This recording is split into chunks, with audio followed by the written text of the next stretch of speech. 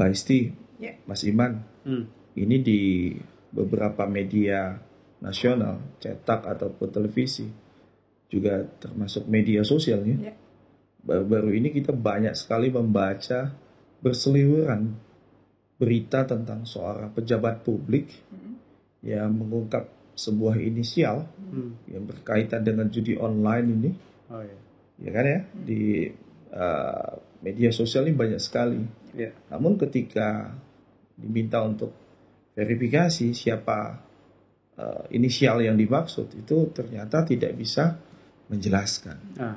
Dan ini disayangkan dilakukan oleh seorang pejabat publik yang tentunya akuntabilitasnya kan harusnya bisa dipertanggungjawabkan. Betul. Dan ketika ini sudah viral di media-media sosial atau media massa, tentu ini akan berkaitan dengan etikanya seorang pejabat publik ya, dalam pernyataan-pernyataannya. Kemudian ini gimana nih dari sisi etika pemerintahannya seorang pejabat publik yang baru-baru ini viral ini, Mbak Isti? Ya, tentu saja kondisi itu ya yang terjadi itu merupakan pelanggaran sebuah etika ya. Nah, di sini kalau terkait dengan etika pemerintahan ini jelas itu melanggar karena itu disampaikan oleh pejabat publik. Okay. Nah, terkait dengan etika sendiri ya, etika itu berasal dari kata etikos. Bahasa Yunani itu? Bahasa Yunani, Okay. Bahasa Yunani Artinya dari apa? kata etos ya. Etos itu artinya kebiasaan ataupun adat dan bisa juga dimaknai sebagai karakter. Nah, dan kalau kita melihat di Kamus Besar Bahasa Indonesia, di situ untuk etika sendiri itu merupakan pedoman perilaku di mana di situ nanti sebagai acuan baik atau buruknya perilaku seseorang. Di situ ada juga menyangkut pada hak dan kewajiban moral atau biasa disebut sebagai akhlak. Ya. Ya. Dan di situ juga untuk etika pemerintahan sendiri ini merupakan panduan perilaku bagi seorang aparatur negara, seorang pejabat negara ya, dan termasuk juga sebagai ASN. Jadi dalam etika pemerintahan itu ya harus mengacu untuk etika pemerintahan tadi. Dan mengenai sumber etika ini berasal dari norma-norma yang sudah disepakati oleh sebuah bangsa. Kita sebagai bangsa Indonesia tentu saja kita tahu yang pertama ini adalah dasar negara kita Pancasila sebagai pandangan hidup bangsa juga. Ya. Kemudian yang kedua ini adalah Undang-Undang Dasar Negara Republik Indonesia tahun 1945. Dan yang ketiga itu adalah kode etik dan kode perilaku yang berakhlak itu ya. Nilai dasar ASN itu. Ada di Undang-Undang ASN ya? ASN ya, Undang-Undang ASN nomor 20 tahun 2023. Betul. Itu ada di ayat 3 di pasal 3 ayat 1 dan 2. Oke, ngomong-ngomong tentang etika pemerintahan nih. Iya. Ini sebenarnya ada kasus lain ini, Mbak. Apa itu? Yang juga banyak terjadi ya. Cuman yang kita coba lihat nih ada kasus dugaan pemotongan dana insentif ya di ASN di sebuah daerah ya. Dan diduga nih Mas Ivan, Mbak Isti, ada indikasi kuat nih jual beli jabatan di dalam kasus ini. Ini bukan hanya satu kasus, jadi ada juga kasus yang lain di daerah lain yang terkait jual beli jabatan. Ini bahkan dilakukan oleh seorang oknum kepala daerah. Wah, ini luar biasa ini.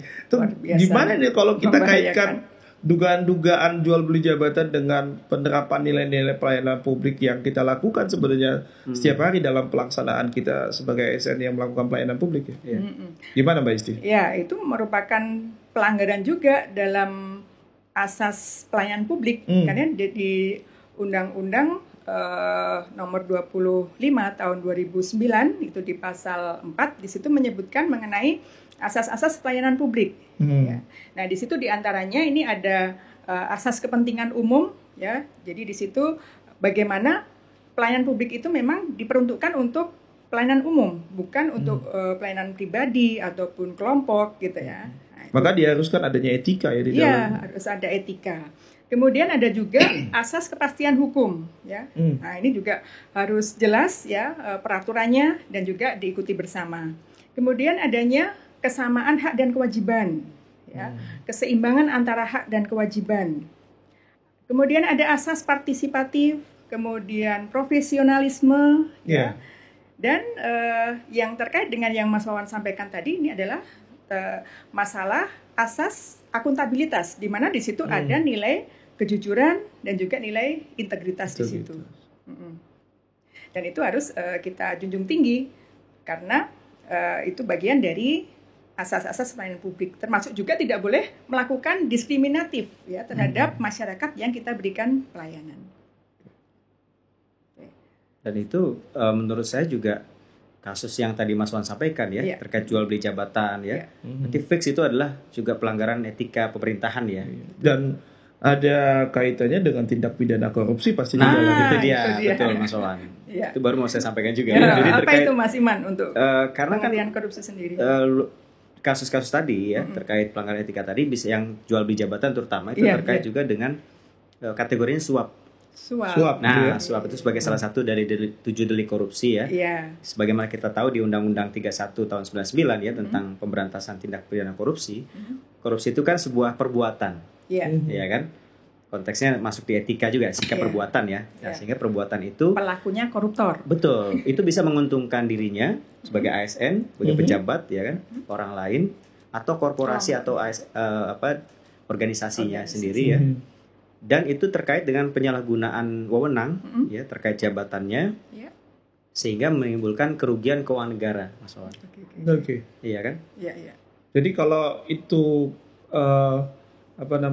dilakukan dengan sadar, berarti apa saja ini penyebab dari korupsi itu sendiri sebenarnya, Mas Iman? Iya, memang ada teori juga Mas Wawan ya. Oh, ada teorinya. Ada teorinya. Okay. Ya. Artinya kenapa sih gitu ya? Seseorang atau ASN atau pejabat melakukan korupsi. Ada 3 ya. Yang pertama biasanya orang pelaku ini melakukan korupsi karena dia punya pembenaran gitu. Oh, dia punya pembenaran ya. Artinya dia punya alasan ya. Ya kan? Alasan yang dianggap benar. Alasan yang menurut dia benar. Seperti misalnya dia melakukan korupsi karena ingin membahagiakan keluarganya gitu kan. Tapi caranya salah. Dia mengambil uang yang bukan haknya begitu kan. Yang kedua itu karena adanya kesempatan. Ya, kesempatan karena biasanya terkait dengan tugas ya. Ya kan? Wewenangnya ya.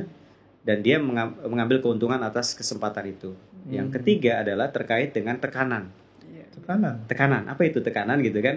Bisa tekanan dari pimpinan ya kan yang memang menyuruh untuk korupsi atau tekanan terkait dengan kebutuhan hidupnya, lifestyle punya gaya hidup yang mewah gitu kan. Kemudian misalnya dia punya kebiasaan buruk, misalnya terlibat tadi judi online yang sekarang sedang viral itu kan, sehingga memiliki hutang. Nah dia gagal, dia mau butuh uang melakukan pinjol lalu terlilit utang gitu ya, lalu dia melakukan korupsi. Karena judi online sendiri menjadi candu ya itu. Nah itu dia Mbak Isti.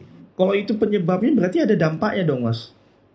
Betul. Kira-kira kalau korupsi ini terjadi terus-menerus, dampaknya apa aja, Mas Iman? Tentu ini menjadi perhatian kita bersama ya, Mas Wawan, untuk semua ASN bahwa dampak dari pelanggaran etika pemerintahan dalam hal ini juga korupsi ya sebagai tindak pidana. Tentu ini berdampak tidak hanya bagi individu, tapi yang lebih memprihatinkan adalah bagaimana dampak ini terhadap masyarakat dan negara kita. Ya. Nah, tentu dampak yang menurut para ahli ini ada 4 dampak. Yang pertama terkait dengan dampak terhadap kehidupan masyarakat yang semakin buruk ya. Karena dengan korupsi kan orang yang korupsi ini uangnya makin banyak. Sementara masyarakat ada ketimpangan sosial. Betul. Nah, kemudian yang kedua terkait dengan korupsi itu bisa mengurangi dana investasi kita untuk pembangunan. Ya kan? Banyak kasus ya mungkin di daerah-daerah yang misalnya ada jembatan rubuh. Mungkin bisa jadi itu karena uangnya juga jadi berkurang. Kualitas proyek ataupun bangunan itu juga akan menurun. Tidak sesuai dengan yang standar yang anggarannya di korupsi. Ya. Yang ketiga ya adalah tindakan korupsi ini juga berpengaruh pada kehidupan ekonomi, bidang ekonomi masyarakat.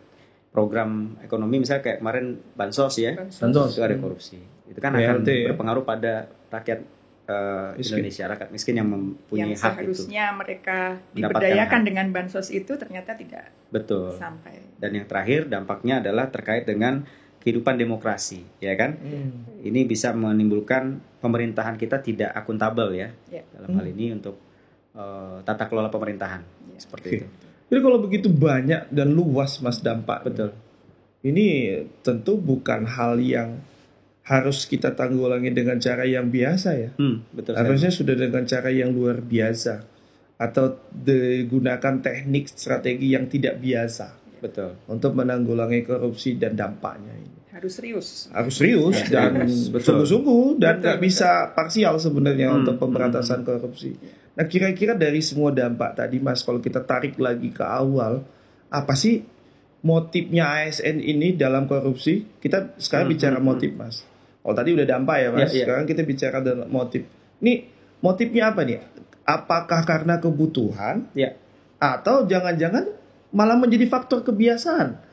Dan kalau ini berubah menjadi faktor kebiasaan, nanti ujungnya akan menjadi karakter ya. Kalau sudah karakter ini kan susah, perilaku udah susah ya. Betul nggak? Kira-kira apa motifnya ASN ini masih banyak terlibat korupsi? Dan ini betul ya Mas Wan sampaikan tadi, butuh strategi gitu kan. Sebenarnya dalam konteks nasional kita sudah ada juga memang melalui KPK juga ya terkait program strategi nasional pencegahan korupsi. Betul. Dan pencegahan itu bisa berawal dari edukasi juga, pencegahan terhadap individu ya, kemudian terhadap sistem, kemudian terhadap aturan. Ya. Nah terkait individu tadi, motif ASN atau pelaku ya yang melakukan korupsi itu biasanya ada 4 motifnya, Mas Wawan. Apa aja? Salah satunya kebutuhan. Kebutuhan itu. Betul. Dan ada teorinya juga namanya Ghosn Theory. G-nya adalah greeds. Jadi biasanya kalau pelaku ini punya keserakahan ya, sifat keserakahan yang muncul. Dia merasa tidak cukup dengan gaji, tunjangan yang diterima gitu kan. Itu yang harus disadarkan ya bagi individu tadi untuk tidak. Sehingga pengen lebih gitu kan.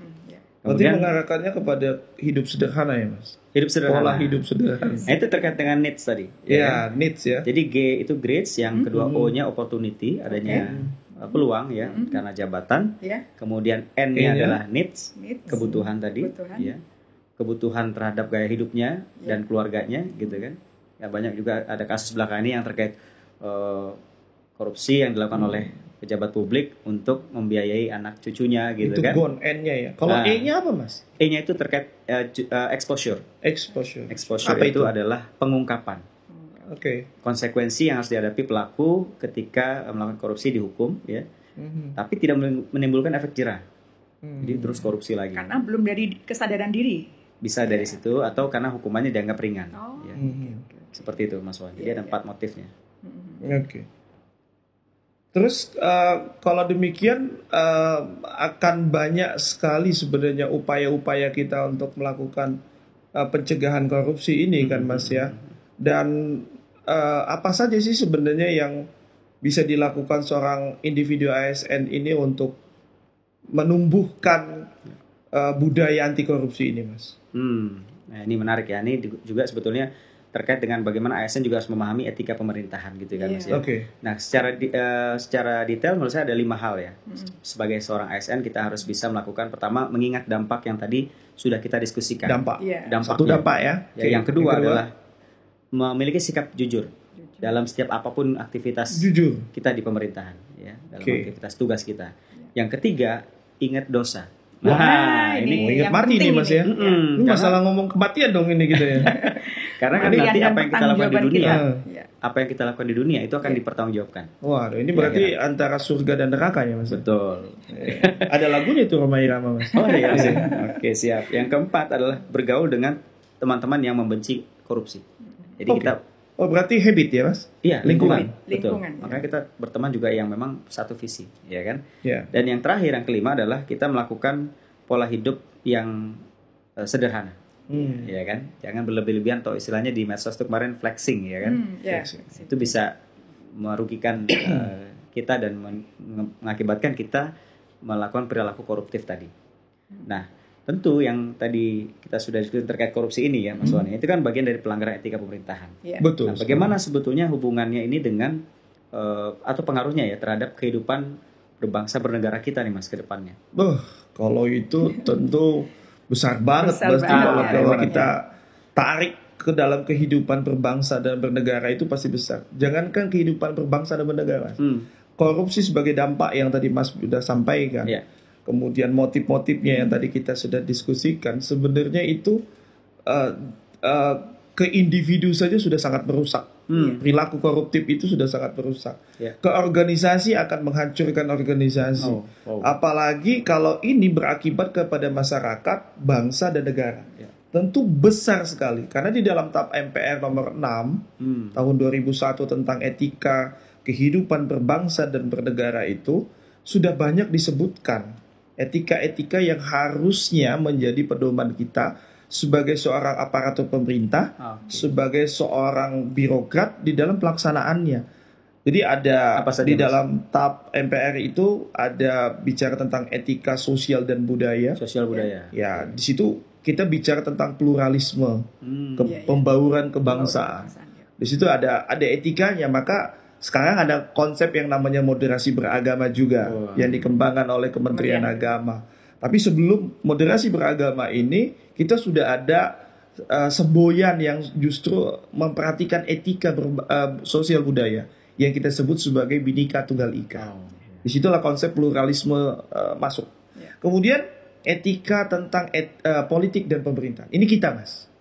Elit-elit politik, aparatur pemerintah, ya aparatur negara, pejabat publik dan lain sebagainya. Ini punya etika yang harus bisa dipertanggungjawabkan.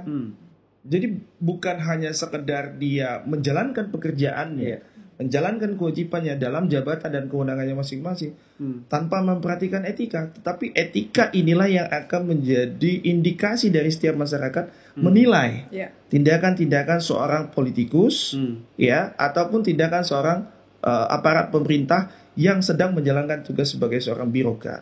Nah, di lain itu juga ada yang namanya etika hukum yang berkeadilan, etika ekonomi dan bisnis, kemudian ada etika lingkungan, dan etika yang bersifat umum tentu saya katakan adalah etika-etika yang berkaitan dengan kehidupan kita sebagai anggota masyarakat umumnya. Nah, dalam konsep ini berarti kalau kita kaitkan tadi dengan kehidupan berbangsa dan bernegara, inilah yang harus kita rubah mindset kita. Ya, merubah mindset berarti kita bicara tentang sistem yang harus kita rubah dalam sebuah ekosistem yang namanya manajemen. Tadi kita bicara manajemen perubahan. Di perubahan ini kan banyak sekali teorinya. Tapi paling tidak kita bisa melakukan hal yang kecil. Makanya kita sebut sebagai perubahan individu. Dari atas perubahan individu ada perubahan peningkatan. Di atasnya jadi di atasnya lagi ada lagi yang namanya perubahan-perubahan yang besar jumlahnya yang kita sebut sebagai perubahan-perubahan menyeluruh. Dan ini kalau di dalam bentuknya ada yang namanya perubahan inkremental, ada yang namanya perubahan semi radikal, ada yang namanya perubahan radikal. Nah, khusus tadi yang tadi disebutkan oleh Mas Iman, harusnya kita sudah menggunakan perubahan yang radikal. Karena kita bicara tentang korupsi kan, Mas. Jadi kita semua sepakat kan bahwa kalau menumpas korupsi itu nggak bisa satu-satu, nggak bisa pakai strategi yang biasa, sampai ke akar-akarnya, dan itu harus menggunakan cara-cara yang tidak biasa. Makanya ketika kemarin ada wacana akan mengesahkan atau membahas tentang satu produk undang-undang yang berkaitan dengan perampasan aset koruptor, itu saya sudah sangat gembira ya. Walaupun masih belum dilanjutkan pembahasannya. Mudah-mudahan ini bisa terjadi di kemudian hari ya, Mas Iman dan Mbak Isti. Nah, kalau demikian gimana nih caranya?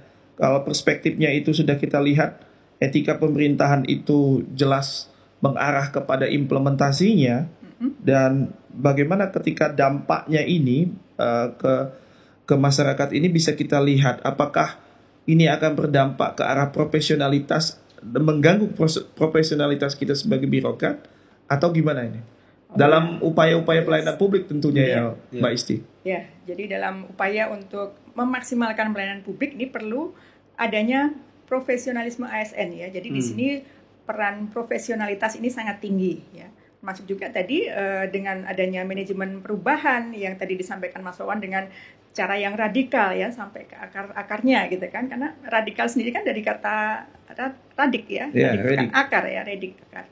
Nah di situ juga ada upaya bagaimana untuk mencari solusi supaya penyimpangan-penyimpangan dari etika pemerintahan itu bisa dilakukan. Dan tentu saja untuk profesionalisme dalam pelayanan publik di situ tidak hanya pemberantasan korupsi ataupun upaya pencegahannya, ya, di situ kita perlu melakukan profesionalisme dalam hal komunikasi, ya, bagaimana kita bisa memberikan pelayanan yang terbaik kepada masyarakat, bagaimana kita tepat dalam berkomunikasi, ya, bagaimana lawan bicara kita seandainya kepada lansia itu bagaimana cara kita berkomunikasi, kemudian kepada masyarakat itu juga kita lihat, ya, tingkat pendidikan mereka seperti apa, ya, kalau berkomunikasi dengan yang berpendidikan rendah bagaimana, yang tinggi bagaimana, sehingga pesan yang kita sampaikan itu sampai. Itu berkaitan dengan teknik komunikasi. Iya. Bagaimana seorang birokrat berkomunikasi dengan masyarakatnya harus disesuaikan dengan target komunikasinya. Iya.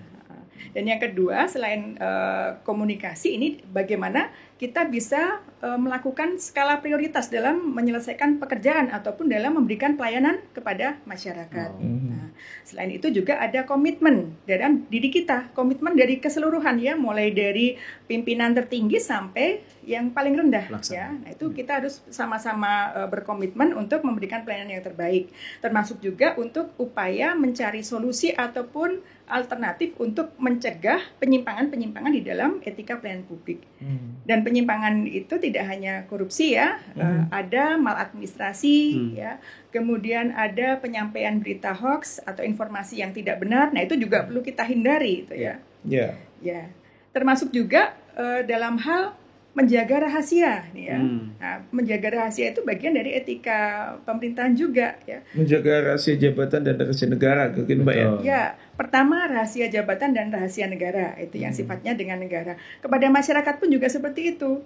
Masyarakat juga punya hak untuk disimpan rahasianya, ya. Misalnya data-data kependudukan, data-data rekam medis dan sebagainya, itu masyarakat juga punya hak untuk dirahasiakan. Ya, dirahasiakan. Apalagi nanti di bulan Oktober ini ada undang-undang yang baru yang akan berlaku, ya. Sudah disahkan, cuman pemberlakuannya di Oktober 2024. Ya. Itu berkaitan dengan Undang-Undang Perlindungan Data Pribadi (PDP), Pak, ya. PDP, ya. Gitu, ya.